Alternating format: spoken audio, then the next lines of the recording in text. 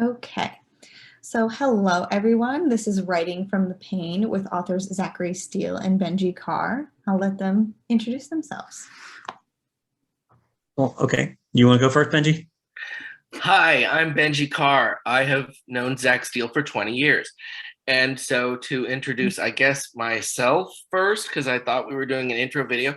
I'm Benji Carr. I wrote a book. It's called Impacted. It is a literary Southern gay murder noir thriller coming of age novel. And I have a paragraph to read from you after Zach introduces himself. Ladies and gentlemen, Zach. Hi, I'm Zachary Steele. I am, in addition to being author of The Weight of Ashes, I'm also founder and executive director of Broadleaf Writers in the Atlanta, Georgia area. Weight of Ashes is my third novel, and it's about a young boy who is unwilling to accept the death of his older brother, so he enlists the help of his friends to carry his ashes to the witch on Spook Hill to have him resurrected. And it's just primarily about grief and loss and the myriad ways people cope with that. All right, so we're ready to roll. Benji, I guess what we're going to do is we're going to read just a short little couple paragraphs each just to get a feeling for where we're going with the conversation. So yes, to fit the theme, I went to my paragraph on trauma. Just a bit of a summary, which I should have probably provided.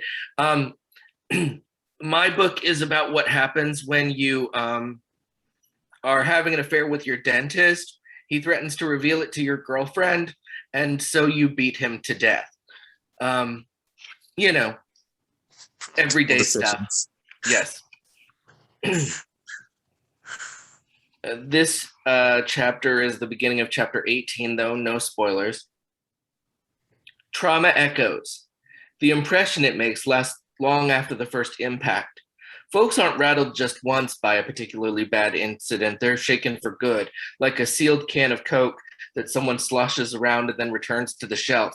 There's a chance that the pressure and chemistry building up inside might dull over time, but there's no guarantee of that.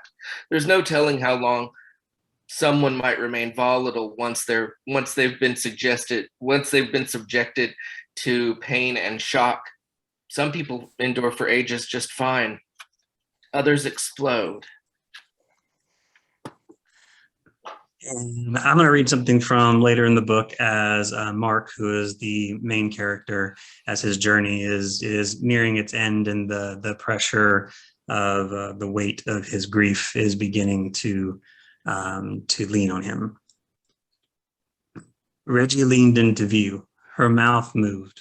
Over the rush of blood in my ears and the thunderous beat of my heart, I couldn't make out the words. My breath came in heavy waves, tightening my grip on the pack, on the shoebox with each draw of air. My eyes widened until it felt like they took up most of my head. Then I couldn't breathe at all. I tried to stop it, to stop pain in my chest, to draw air, but it worsened with each try. Spots drifted into the light. The woods darkened. Visions of Mama pressed into my thoughts. The crying, the drinking, the sorrow. She missed Mitch, that much I knew. But how did what I felt compared to her? Her son was gone from her. Her son. I'd never really put that into focus, what this meant to her, what he meant to her. She needed Mitch back so he could live again, so she could breathe again. Breathe. Breathe. That was very visceral. I liked that. Thank you.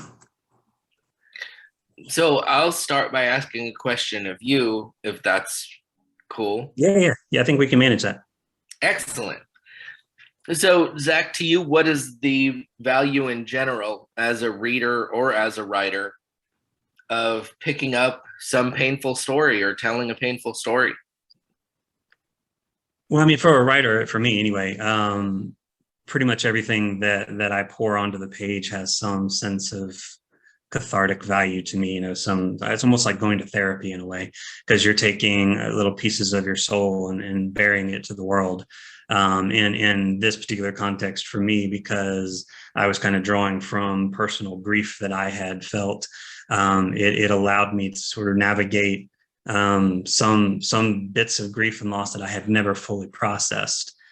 So I wasn't expecting to write this story, nor did I ever plan to write this story. But once I started, I realized that it was important to my healing process. So I would then turn the question to you. I mean, what about you? Well, I just remember what my mother used to ask me. She's like, I think the reason that you're depressed is because you read such depressing stuff. Like, you should just really read like uplifting things. What is the point of this? Why do you watch so many sad movies? And someone said, I forget who, that fiction is an empathy machine. Essentially, it introduces you to an experience outside of your own background that allows you to understand and have compassion for situations that you don't have to then go through yourself. It puts you through, like, it puts you into the place of feeling what someone else feels without putting you in any danger. Writing a painful story, or writing the one that I told, as I've said in other interviews, I'm a survivor of childhood sexual abuse, and I wanted to be able to depict that experience to some extent without because from the perspective of a survivor, there's a lot of self-blame. You try to reclaim your own agency, even if you've been victimized. And sometimes you want to feel like you're in charge of your own life, even if your own life is going off the edge of a cliff. And it's something that people who don't have that background or don't have that experience are not able to connect with as readily. They don't understand it. I think that in a lot of news stories that we've seen where people are like, well, why didn't that person just speak up? There's a reason. There are lots of things that are at stake. There are power dynamics. There's self-blame, and I was trying to write about my own experience while also like not expressly writing about what happened to me. And then I also, at the end of it, essentially wrote some scenes that were like do-overs that were better than the versions that occurred in my actual life. So what sort of trauma did you have to face down in order to write the book that you wrote? Yeah, it's interesting because I was writing a book. Okay, so when I was a kid, I was very awkward and shy, and I had one friend, and his name was Gordon. And when I was 17, he committed suicide, and I struggled mightily with that because I didn't have anybody to talk to about it. I didn't know how to process it. I never had dealt with such a big issue before, and it created such a vacuum in my life that I struggled and became very angry about it, and I think never really got past that. So when I started writing this story, and I named a character after him, and that character is troubled and dealing with all kinds of things, his journey actually wound up helping me kind of finally 30 years later getting past his death. I didn't realize I was still carrying it. So I would say most of it directly comes from that. And it had actually surprisingly allowed me to heal in places that I didn't even know I needed to be healed. And actually, I was listening as you were talking, and it was making me think about you drawing from your personal experiences, but not necessarily wanting to write about them directly. And I'm curious, as you were doing that, did any kind of unexpected feelings come up through that process? I don't know what the rating on this conversation is. But I'm just going to go ahead and go PG-13 and say, hell yes. Okay. Because, again, when I started writing this book, this entire book was inexplicable. I just had a sentence in my head, which was like I originally had a female protagonist about a woman who was having an affair with her dentist, and it was going to be flash fiction. And so I'm really bad at writing flash fiction, apparently, because it's 50,000 words. But I also then realized that, like, that a woman in her 30s coping with a marriage and having an affair with her dentist has been written before. There was a book called Compromising Positions. But in addition to that, it is not an experience that I can write to emotionally. That is not my background. What I know is being like a confused gay teen in the South with too many secrets. And so as I wrote this, from cliffhanger to cliffhanger to cliffhanger, I realized and proceeded to complicate just how much my character was going through. And also I remembered things that kids that I grew up with were going through. Like I don't have kids. I did not impregnate someone when I was a teenager and move into my parents' basement, but someone that I knew did. So I just sort of threw all of those people together into one person who's a mess. And then I tried my level best to keep a sense of humor about it so that it wasn't just a slog or just aggressively painful. And hopefully I did that. Yeah, keeping up with the chat here. Terry, first of all, I condolences to the loss of your mother. Dealing with grief, I feel like the one of the things that we as human beings actually have in common is grief and loss. That we all lose people and things and have to process that. And I know as I was writing The Weight of Ashes, one of the things that really drove me to tell the story was the hope that it would, in trying to process my own grief through this story, that it would help others in that journey. There's no 100% healing. There's part of you that goes when that person goes, and we're trying to find some way to fill that void. And so if you do read the book, I do hope that it helps. I certainly hope that, if teen readers pick it up, that they also have that opportunity to see their journey through the eyes of somebody they can relate to. So thank you for your comment. One thing that I know from telling stories on stage, because I do things like The Moth, tell stories from my own life, and I am a disabled gay man, and not everyone can relate to my specific experience, but everyone in the audience, when you're speaking to them, knows what it's like to be scared, knows what it's like to feel hurt or sick or worried. They either have been in the hospital themselves or know someone who's going through it. And so what happens when you connect to your audience, and I only hope that my book can do the same, is that like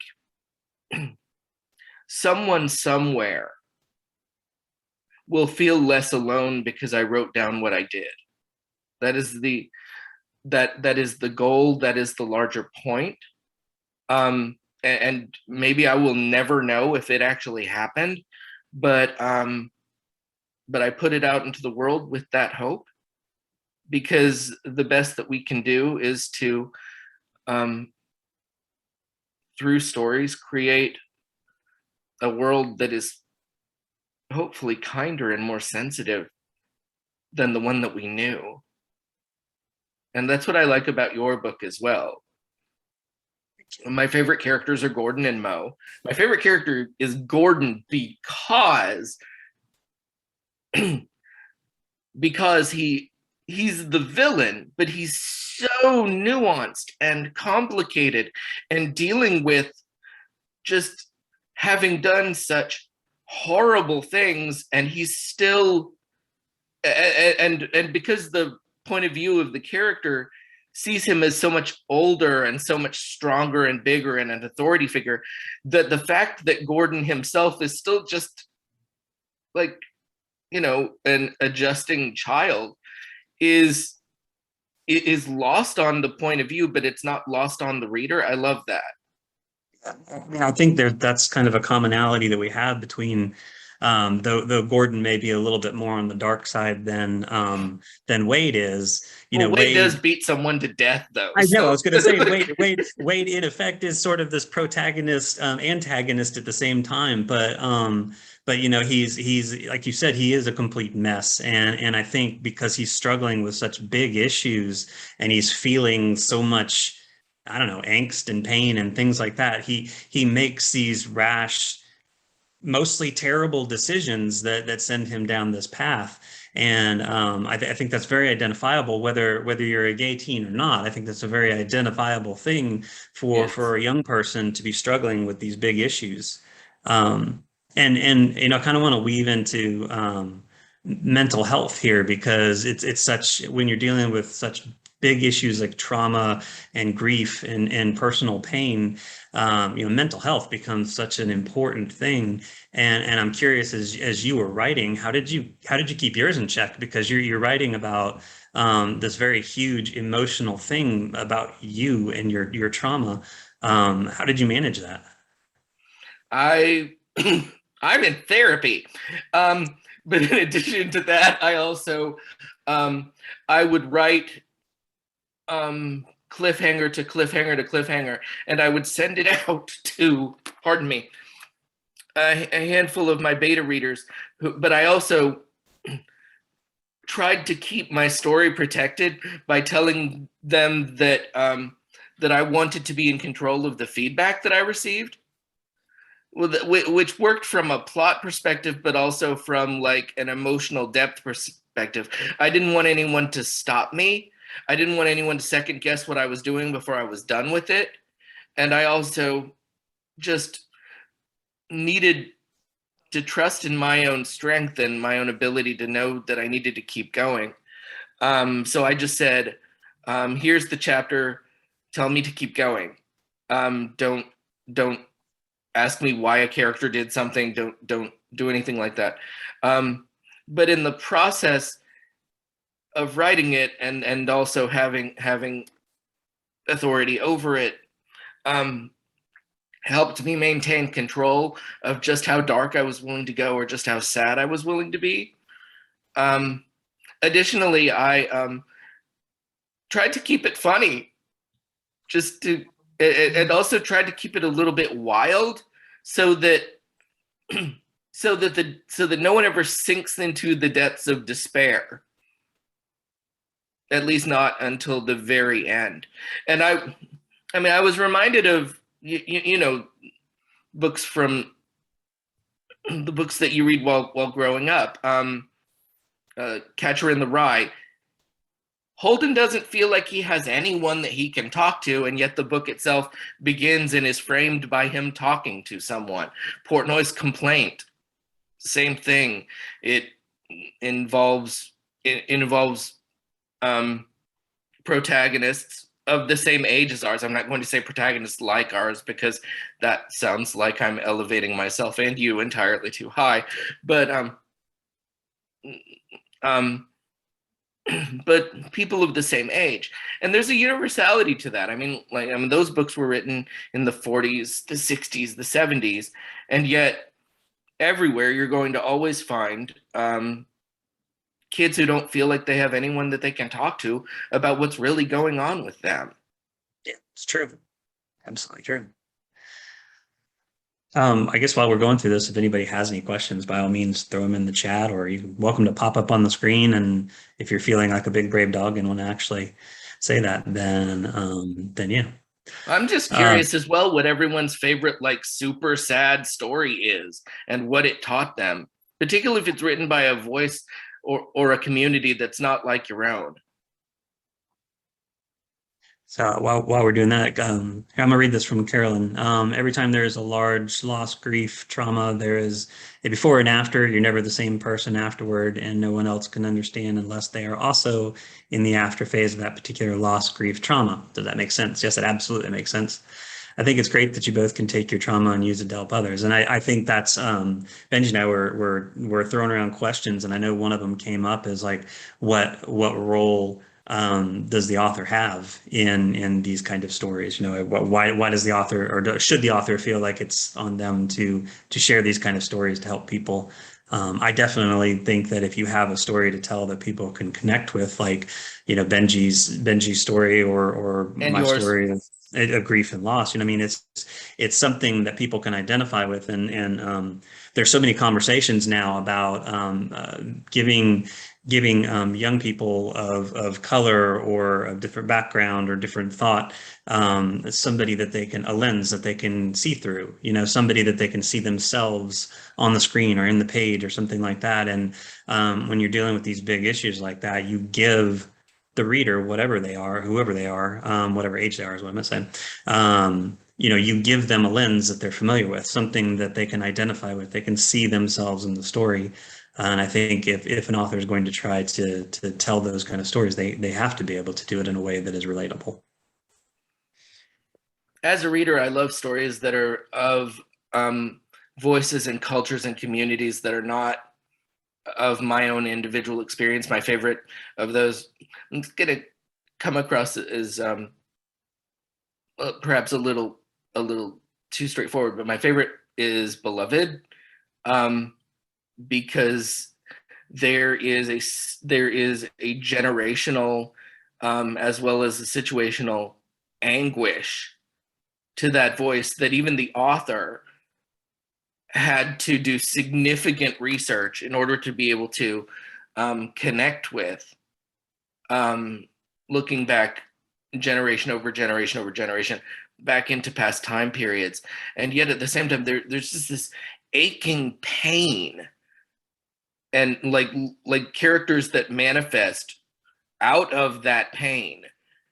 It's just glorious. And I'm seeing that in the comments that other people are mentioning, things like The Nickel Boys by Colson Whitehead and In the Dream House by Carmen Maria Machado. I do not know In the Dream House. Is anyone here familiar with it, of the three of us? I don't know. But but I'm saving this list.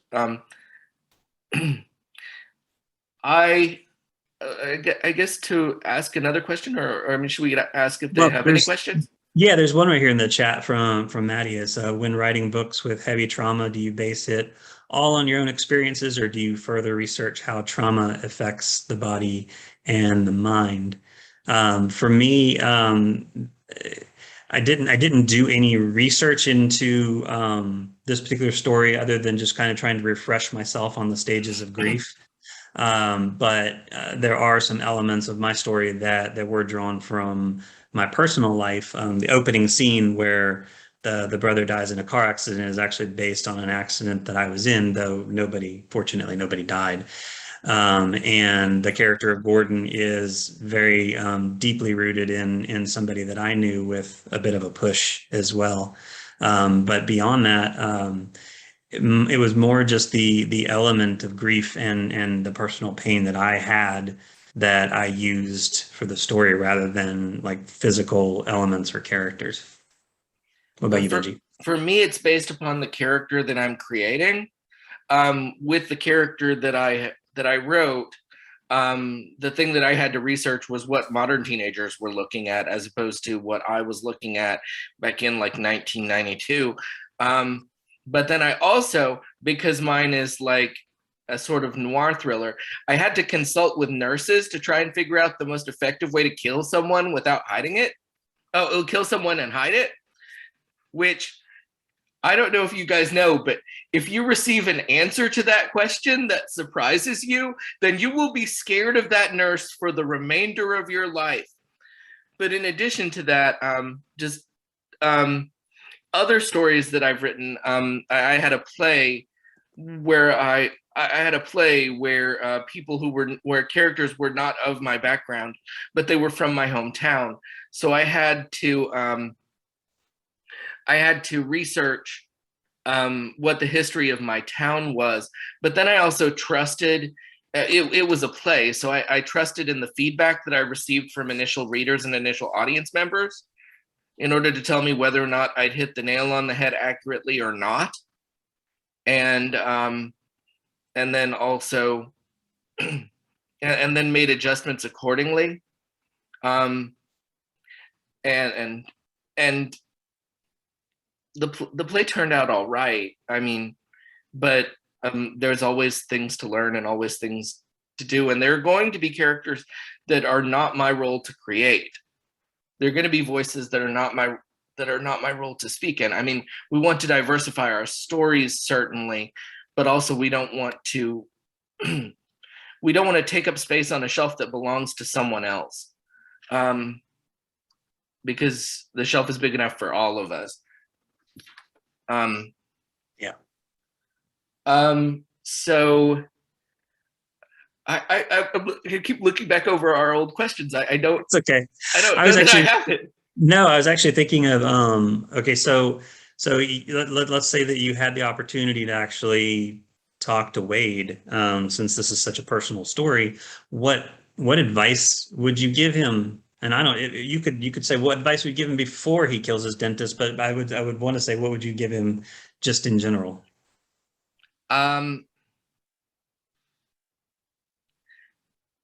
I would tell him that he's not alone. I would tell him to relax. I would tell him not to beat anyone to death.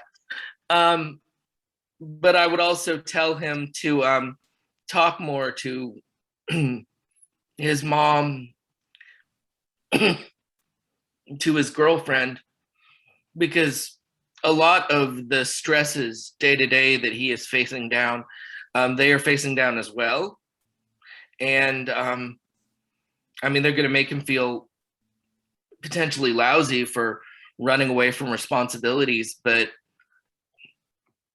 you have to face those, which is something that he'll notice probably when he turns more than 17. Anyway. And what would you say to Mark? I would say that it's a big topic, much as yours is.